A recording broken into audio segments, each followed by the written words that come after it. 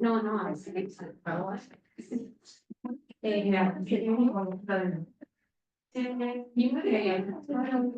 Ah, qué bueno, no consigo igual compartir.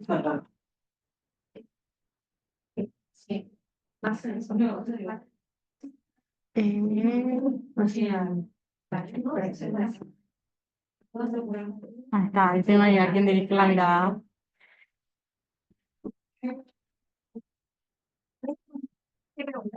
Bien, bien. Siéntate incómodo. Ay,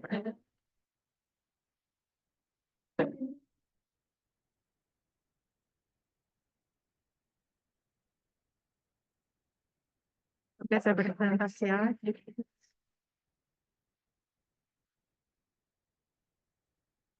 Ahí está. De la inflamación. Dame la inflamación. Para. Bueno. Bueno. Después lo modifico. Pasa de verdad. Sí. Bueno, tranquilo.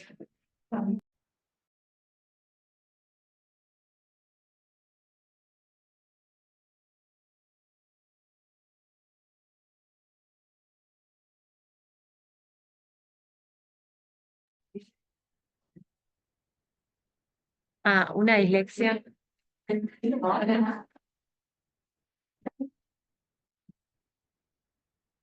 Bueno, ¿arranco? Hola, mi nombre es Sofi. Con Maru, Mai y Flor preparamos la tarea de hoy que se llama Entre la inflamación y el shock. Empezamos con nuestro caso clínico. Es un paciente de 11 años que llega por síndrome febril de 4 días de evolución y una eritrodermia generalizada. Bien, ¿qué otras preguntas le querrían hacer a este paciente?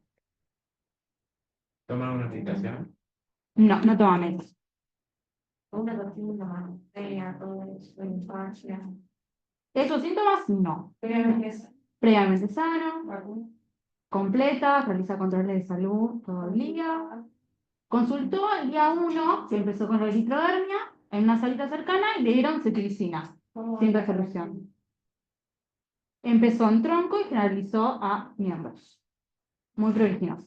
La curva febril fueron 4 registros diarios de fiebre, ya en el cuarto día cuando consultan en ese hospital, máximo de 40. No. No. No toma medicamentos. Sí. Vacunas completas. Vacunas completas. Valjarín, Valjarín, medio viral negativo. ¿Alguna otra pregunta? ¿Tiene vesículas en parte de la eritrodermia? No. Bien pruriginoso, bien rojo, bien generalizado en todo el cuerpo. Empieza con, la clínica es, empieza primero todo este eritema y después, al segundo día, arranca con la fiebre y tiene un registro de vómito y diarrea. Agrego, no salió la. previamente sano. Previamente, la pasó. Esto ya lo dijimos, la curva febril, los 4 días de la evolución, previamente sana, controles al día. ¿Está? Lógicos, todo normal. Bien. ¿Lo bien, volviendo a nuestro caso clínico, así lo ponemos en orden. El día 1 arranca con esta eritrodermia en su cuerpo que se generaliza. El día 2 empieza con los registros febriles, vómitos y diarreas. Bien. El día 2, este paciente ya consulta en otro centro. Le hacen un examen de laboratorio que se interpreta de bajo riesgo y lo citan a las 48 horas. A las 48 horas el paciente vuelve a consultar y le realizan otros exámenes complementarios porque el cuadro seguía exactamente igual, ahora ya con más días de fiebre. ¿Qué estudios le solicitarían a este paciente? Esa es la foto de la eritrodermia. Acá está, ese es nuestro paciente. Todo, era todo generalizado. No. Entonces, no tiene un poco para esa gente. No. Y estaba bastante más eritematoso de como se ve en la foto ahí. Está Parece que bien está más. rojo. Normal. La cosa, la voz. Todo normal. Hasta este momento igual no es el paciente que vimos nosotros, digamos. Así Exacto. fue a otro hospital y medio es como lo vieron allá.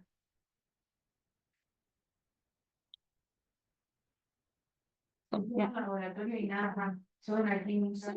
Laboratorio que tenía muy poquitos datos, pero glóbulos blancos normales, GBT de GOT normales, es lo único que tenemos. No le han hecho pesar. Cuando vuelve a consultar, le piden otros exámenes complementarios. ¿Qué le pedirían ustedes?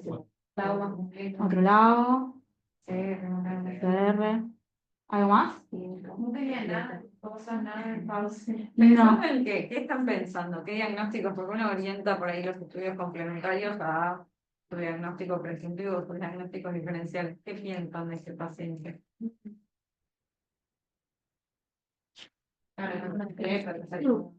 Bueno, estreptés. ¿Qué más? No. Pero nada, las deposiciones. No, fueron un día nomás. También. Ahora solamente viene con la... ¿Qué? Hasta ese momento era buen estado general. Hasta el día 4. ¿Mm? ¿Un asco?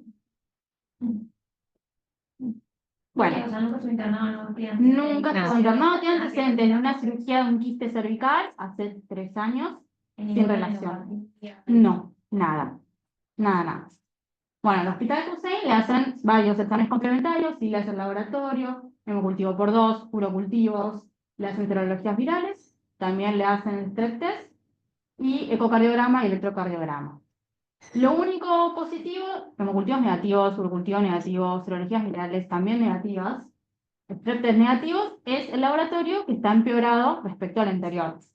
Ahora sí, tenemos, bueno, glóbulos blancos 10.000, la hemoglobina de 11,2, hematocrito 71, plaquetas 276.000, pero la GOT 378.000, GPT 285, PGT 153 y una PCR de 35. Lo derivan acá. Con esto, claro, con este parámetros empeorados del laboratorio lo derivan al hospital Gutiérrez. Cuando llega acá, ese niño, lo encontramos ya en otra situación. Estaba en regular estado general, taquicárdico, con pulsos saltones, débiles, hipotenso, relleno capilar muy enlentecido. Seguía con esta curva de fiebre, en ese momento está subfebril. Sí seguía con el eritema generalizado. Ahora, ¿qué estarían pensando que está pasando con este paciente? Está chocado. Bien, y si pensamos como diagnósticos diferenciales, un shock, o sea, tenía la hipotermia, el cuadro clínico que nosotros le presentamos, shock, ¿por qué pensarían estas? O sea, algo infeccioso, no infeccioso, pondrían, no sé qué conducta tomarían, sacarían hemocultivos, no sacarían hemocultivos, pondrían antibióticos, no. Bien, estabilizarlo. Bien. El paciente se le intenta en la sala, lo expandimos 2 veces sin respuesta, entonces pasa ya a UTI. Bien, ¿le pondrían algún tratamiento, además, una vez que está estabilizado el paciente? ¿Qué le pondrían? Perfecto, sí. Y es lo que se hace en la terapia intensiva. Ok, sí. Función renal en este momento normal, sí. Sí. Solamente ese toque hepático, sí. Ese día era en el laboratorio que teníamos del otro hospital. Rojo. Ahora vamos ahí con... Cuando venga al último, tenga algún signo nuevo de No. Solamente esta descompensación. Igual cuando estaba así, el paciente tenía una eritrodermia que era muy marcada, digamos, lo único que tenía era la cara, que podías distinguir que era de otro color, digamos, pero después estaba bien eritrodérmico. No, No, nada relevante. no, nada relevante. Bien.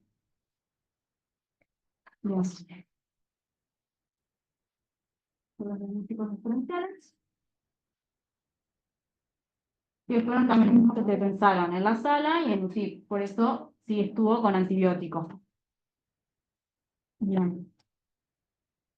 El día 2, que este paciente está en UCI, agrega, ahora sí, alteración en la función renal. Esto va muy rápido.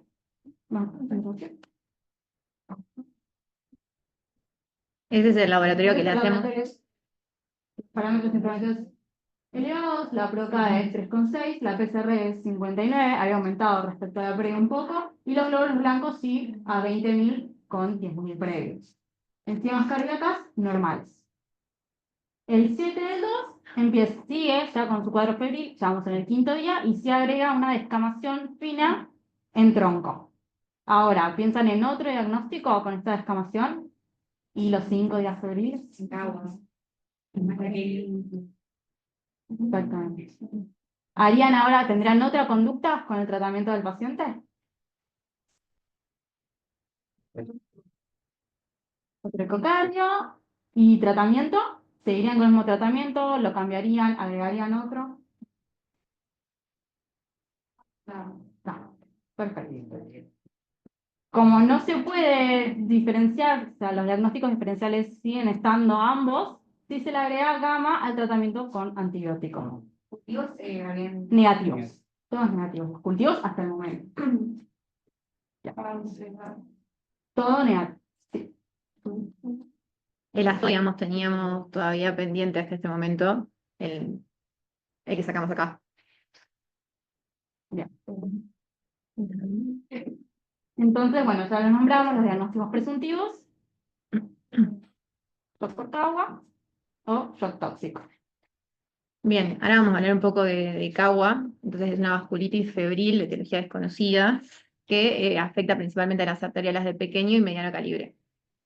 Es importante, digamos, la nueva clasificación, que ahora lo tenemos como completo, incompleto y atípico, que se fue variando a lo largo del tiempo.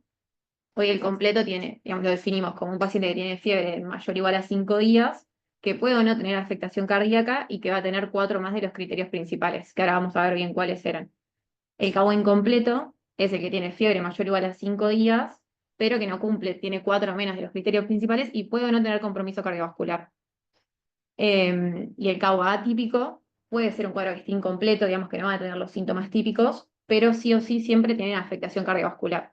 Obviamente, todos estos, ninguno tiene otra etiología febril que pueda explicar la causa. Entonces, los criterios principales tenemos la fiebre, que es mayor a 5 días. Por lo general suele ser registro de 38, 39 grados y que no van a ceder completamente ni con el antitérmico, ni que van a responder bien a un tratamiento antibiótico que se instauró. Después los cambios en las extremidades, que suelen tener edemas o eritrodermia, que suelen ser sobre todo en las plantas y en las palmas. Eso es lo que por ahí un poco no coincide tanto con nuestro paciente, que empezó con la eritrodermia, si bien la tiene, era más morbiliforme. Y la descamación suele ser fina. Inyección conjuntival bilateral no purulenta, cambios en la mucosa oral, que pueden ser como mayor sequedad o la quelitis angular, y la adenopatía cervical, que es uno de los criterios que muchas veces puede o no estar. Los criterios asociados tenemos el compromiso cardíaco, coronario, es frecuente también puede ser el gastrointestinal, la reactivación de la BCG, pero bueno, estos pueden o no estar.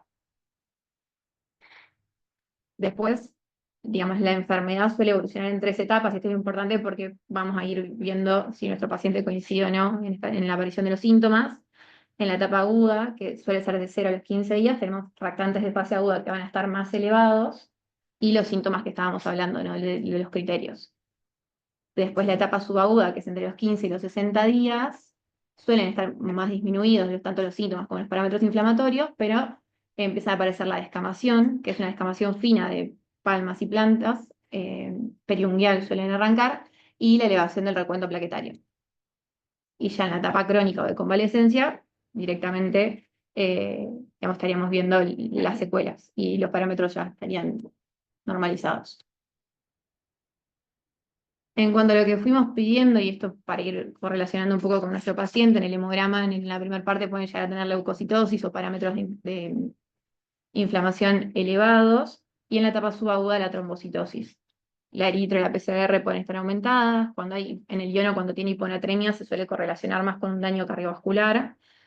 En el hepatograma puede haber digamos, una elevación de las transaminasas, que nuestros pacientes, por eso pusimos el primer lado de los datos que teníamos, y el segundo que aumentaron un poco las transas, que eso coincidiría, la piuria estéril y los marcadores de compromiso cardiológico, que este paciente nosotros cuando tiene el shock en la sala le pedimos los marcadores y ahí estaban normales, digamos, no evidenciaban daño miocárdico. Eh, Después otros estudios complementarios, la ecografía abdominal, muchas veces el hígado vesicular suele estar asociado, la radiografía de tórax. En un examen oftalmológico pueden tener queratitis o uveitis, y el electro y el ecocardio nos ayudan para ver si hay alguna arritmia o un daño miocárdico, o un daño en lo que van a ser las arterias coronarias, que muchas veces pueden no ser inmediatos, no lo podemos ver. Lo primero la ecografía es muy operador dependiente y podemos ver un aumento de la refringencia de las coronarias, pero por eso se sigue haciendo controles mínimo por 2 meses, porque puede que no lo lleguemos a ver en lo agudo. El síndrome de shock por Cauda, que es, digamos, uno de nuestros diagnósticos diferenciales, es mucho menos frecuente, es de un 5 o un 7%, y suele darse en pacientes que son un poco más grandes. El Cauda suele darse en pacientes que son menores de 5 años, y cuando debutan por un shock, suelen darse en pacientes que son más grandes, suelen tener más afectación gastrointestinal y no responden también a la gama. Bueno, y suelen debutar, digamos, cuando es un shock, perdón, vuelvo al anterior. El shock puede ser distributivo, cardiogénico o mixto, pero lo más frecuente es que sea un shock cardiogénico, entonces no suelen responder a volumen. Nuestro paciente cuando pasó la terapia respondió a volumen y no requirió inotrópicos. Por lo general, cuando es un shock por Cauda requieren inotrópicos.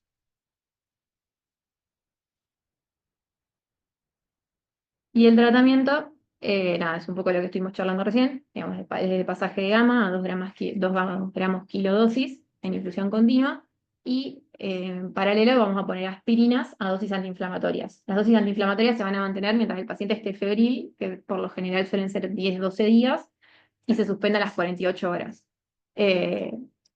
Nada, y se mantiene, por esto que decíamos del daño cardíaco, que lo vamos a buscar durante mínimo 2 meses, se mantiene a dosis antiagregante. Bueno, el otro diagnóstico diferencial que habíamos mencionado es el síndrome de shock tóxico, que, nada, como sabemos, es una entidad grave, pero es poco frecuente en la edad pediátrica. O sea, los criterios clínicos principales van a ser la hipotensión, la falla multiorgánica y la eritrodermia.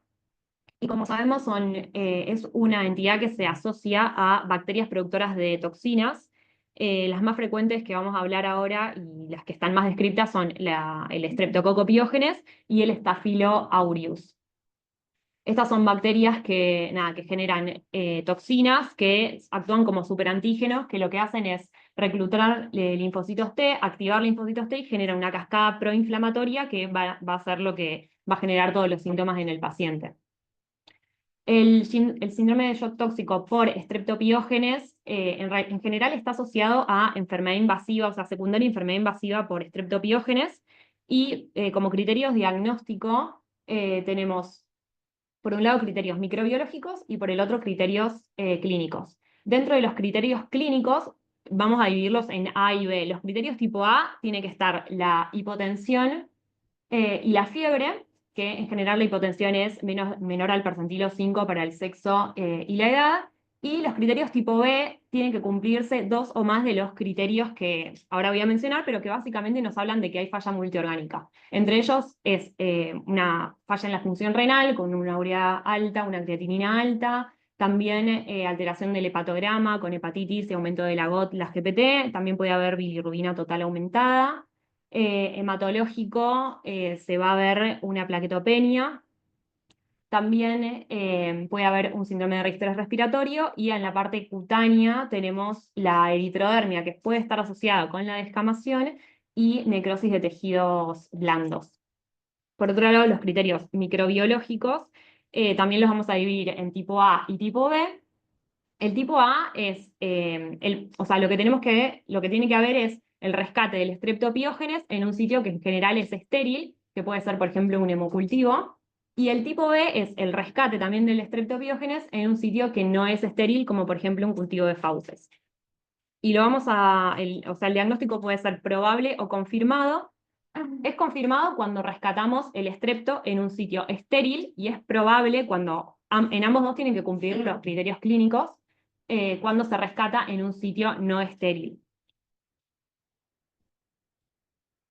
Por otro lado, tenemos el otro agente etiológico que mencionamos, que es el Staphylo aureus, que nada, el Staphylo aureus, el mecanismo es igual, generan toxinas que actúan como superantígenos y está, como para hablar un poquito de cuándo se empezó a describir, en general está descrito en principio casos asociados a, nada, al uso de tampones en la edad menstrual, pero también está asociado a otras infecciones como pueden ser osteoarticulares, mucocutáneas. Y también tenemos los criterios diagnósticos que nada, son diferentes, igual también son clínicos y microbiológicos. Dentro de los clínicos tenemos la fiebre, que tiene que ser mayor a 39 grados, la hipotensión, también está la descamación, o sea, la eritrodermia asociada a descamación, que suele ser principalmente en palmas y suele aparecer entre la primera y la segunda semana de iniciado el cuadro.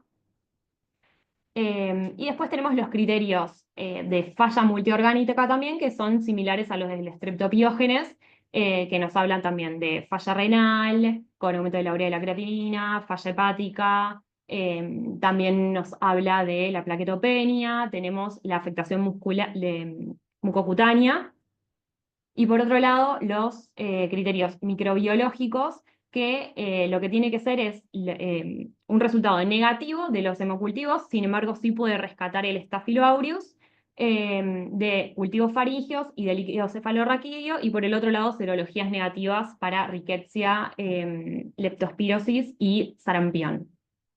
Y tenemos un caso confirmado cuando cumple con 6 criterios y un caso probable cuando cumple con 5 de estos criterios.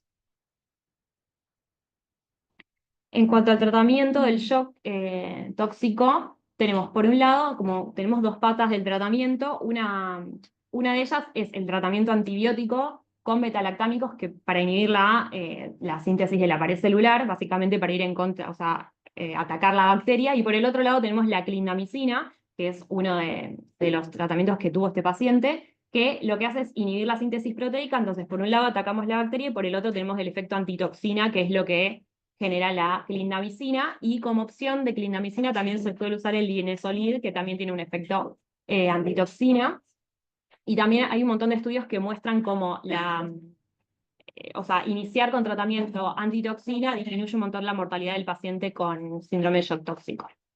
Y después tenemos la gamma-globulina endovenosa, que si bien cada vez está más discutido el uso, y de hecho no hay muchos datos empíricos que sustenten el uso de la gamma-globulina en estos casos, sí está descrito en casos graves, pero se vio, y como uno de los mecanismos es que disminuye la cascada proinflamatoria y eso favorece la evolución del paciente.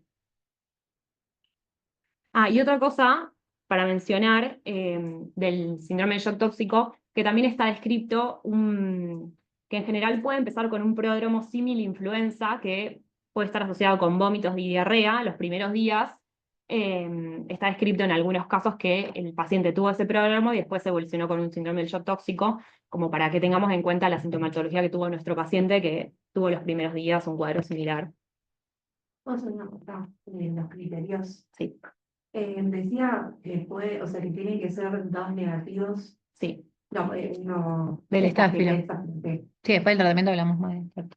sea, como que en general no se suele encontrar positividad. Exacto. Sí puede rescatar el Staphylo aureus, sin embargo, para otros, digamos, agente etiológico tiene que ser negativo.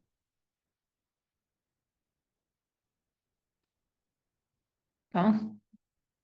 Bien, volviendo a nuestro caso clínico, recordemos que estaba el día 5 de fiebre intermitente, 4 registros febriles, y agregó ahora esta descamación fina y una descamación gruesa en manos y en pies.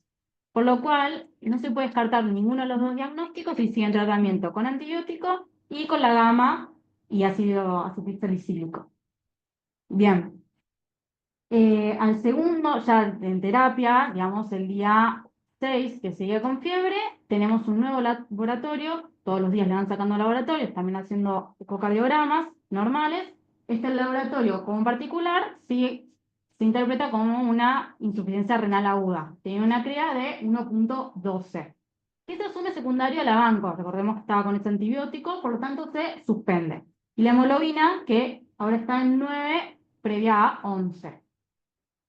Se suspende el abanco y al siguiente día el paciente que se había mantenido hasta el día 5 estuvo febril. El 6 dejó de tener fiebre, puede haber sido por la gama, puede haber sido por el tratamiento que recibía, pero el 9, habiéndole suspendido el abanco, vuelve a tener fiebre. Entonces se agrega penicilina al tratamiento. Bien.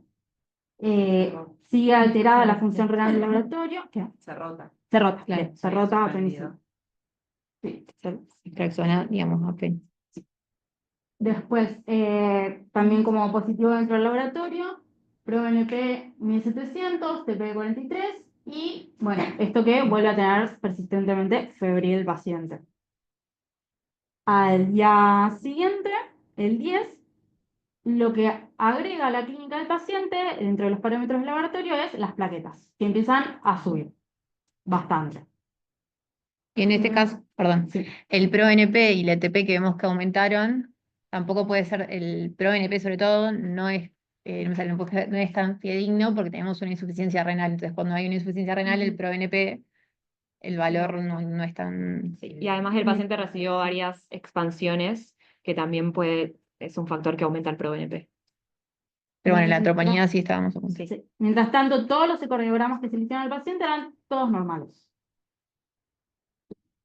Lo que sí, la creatinina ya baja. Al segundo día de haberle sacado la banco. La hemoglobina sigue en 9 para una previa de 11. Este es nuestro paciente con la escamación gruesa en pies y también en manos. Si tenía escamación fina, en tronco. Los que vieron a un cagua, ¿qué les parece esa foto?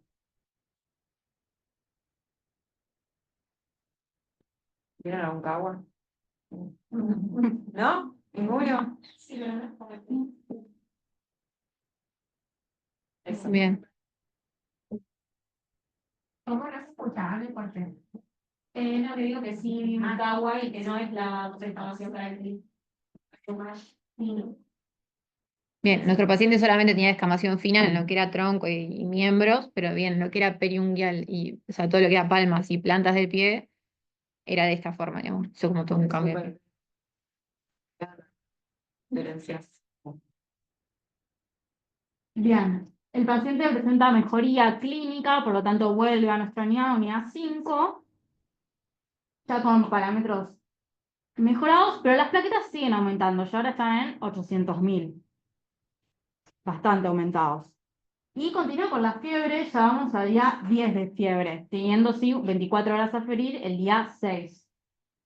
Por lo tanto, se asume en este momento y con estas plaquetas al paciente como un CAGUA incompleto, refractario al tratamiento a gama, porque recordemos que ya ha pasado, pero el paciente siguió febril. Por lo tanto, se inicia el tratamiento con meprednisona, con ácido acetilsalicílico a dosis antiagregantes. Y con eso el paciente mejora. Digamos, en toda la evolución no se suspendió nunca el tratamiento antibiótico, cumplió 10 días de penicilina de todas formas. ¿Y acá? Entonces en realidad nos queda el dilema a ver qué fue realmente lo que pasó. ¿Fue un CAGUA o fue un shock tóxico? Hicimos comparaciones entre las dos. ¿Qué a favor de qué? Tenemos a favor del CAGUA las plaquetas que aumentaron un montón, la hemoglobina que bajó de un previo de 11 a 9. Tenemos que tuvo una respuesta a la mepredni, no a gamma. También el aumento de las enzimas cardíacas, pero bueno, sí tenemos en contra que la descamación fue temprana y gruesa y que no se encontró nada en los ecocardiogramas. Y también lo del exantema, que fue previo a la fiebre. Empezó con el exantema y a las 24 horas comenzó la fiebre. Y a favor del shock tóxico tenemos la edad del paciente, tenía 11 años, la eritrodermia con la descamación, la alteración de la función renal y el requerimiento de los fluidos, que tuvo 2 expansiones, no respondió, y recién en UTIP, sí. Eso es lo que decíamos hoy, digamos, si fuese un shock por CAGUA, Sí, por lo general tendría tiene que mayor haber requerimiento de respondido. inotrópicos. Y en general el contra, cagua es cardiogénico. Claro. y no responde a volumen. Este va más a favor de Fiona. Y en contra del shock tóxico nos queda que nunca se rescató nada, le hicieron 2, 3 hemocultivos, no rescató nada, lo mismo que los cultivos de fauces, y una parcial respuesta también a los antibióticos. Sí, tiene asto. Negativo. Digamos, el paciente se fue de alta y Sí. nosotros teníamos un único registro de asto que era de 172 y el que se hizo a los 15 días es de 77. No, nunca aumentó. Nunca. Acá quieren, o sea, quieren alguno se la juega a decir qué piensa más, si es un cagua, si es un shock, con todas las cosas que tenemos a favor de uno y de otro. Está bueno. Para mí tampoco. Porque, y está bueno porque aprendimos un montón de diagnósticos sociales, pero después Kawasaki, sí, la trombocitosis la tiene, pero también es un rascante inflamatorio. Sí, también. La respuesta a corticoides también lo podría tener sido inflamatorio, y es verdad que lo del estrepto, algo en pausa sanguínea, el siguiente, la edad, el patograma alterado. Sí, Bien. total. Yo lo tuve en la terapia. Un poco lo que tampoco nos cerraba en ese momento cuando nos grabamos era con este compromiso hemodinámico que tenía el paciente, pensando en un cabo, pero le piensa más secundario a la alteración cardiogénica. Por ejemplo, en un paciente que, si en las troponías se alteraron, etcétera, como que no tenía ningún signo de sufrimiento miocárdico, que hace la evolución, estuvo persistentemente febril, el eritema, toda la evolución del cuadro, la verdad que más allá no era un cabo atípico, incluso dentro de un cabo incompleto, como que nos faltaban cositas como para cerrarlo, y la respuesta a la gama tampoco existió. Claro. Y después como que también pasaron 10 días donde tuvimos el tratamiento antibiótico, la gama, el córtico y el tiempo de evolución del paciente, o sea, el toque hepático, el toque renal, como que de repente se empezó a comportar como más impresionante, más tóxico, pero bueno, tampoco nunca pudimos hacer la distinción. Sí, y el paciente hoy, digamos, ahora tiene las plaquetas, siguen con valores muy elevados y que eso tampoco coincide demasiado con un CAUA que después de 60 días tendrían que haber normalizado los parámetros. Entonces, Era tóxico, era que si bien el paciente había estado hipotenso, etcétera, el estado general del chico Era bueno. durante toda la evolución fue bastante bueno. O sea, no era un pie que lo hiciera enfermo o un regular estado general, o sea, él estaba perfecto, como así todo medio prendió en fuego, y eso también como que le dejaba un poco también del tóxico por la progresión, como que persistía febril y tenía el toque hepático y tenía el toque renal y tenía todo, pero estaba bastante compensado dentro de todo, entonces era como... sí. Sí. Bueno, Esa medio era la que función renal que se había asumido a la banco, pero la realidad es que no estamos seguros. Bueno, medio la conclusión fue esa, que fue una respuesta inflamatoria. Sí, exacto. Que respondió a corticoides.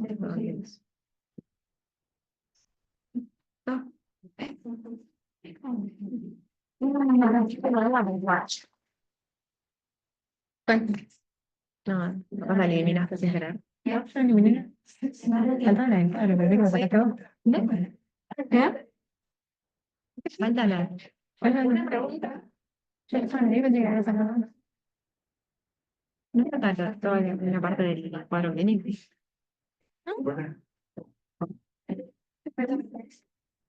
Tranquila, te veo.